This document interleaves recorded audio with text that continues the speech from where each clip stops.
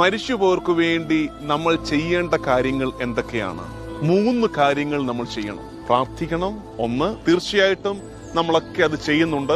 അതുകൊണ്ടാണ് നമ്മൾ കുർബാന ചൊല്ലിക്കുന്നത്, ഒപ്പീസ് എല്ലാം വേണ്ടി കാശ് കൊടുക്കുന്നത് ഒക്കെ അതുകൊണ്ടാണ്. നമ്മൾ വീടുകളിൽ മരിച്ച വിശ്വാസികളുടെ ആത്മാക്കൾക്ക് വേണ്ടി പ്രാർത്ഥിക്കുന്നു. അതൊക്കെ ഇതാണ്. 2, മരിച്ചു പോയവരുടെ ആത്മാക്കളെ നിയോഗം വെച്ച് ധർമ്മദാനം നടത്തണം, അന്നദാനം നടത്തണം.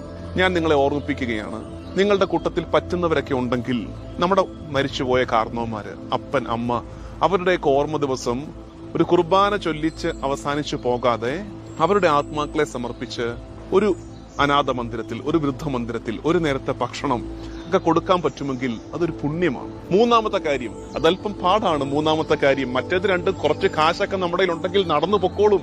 3-ാമത്തെ കാര്യം, മരിച്ചു പോയവരുടെ ആത്മാക്കളെ സമർപ്പിച്ച് ഉപവാസം എടുത്തു പ്രാർത്ഥിക്കണം.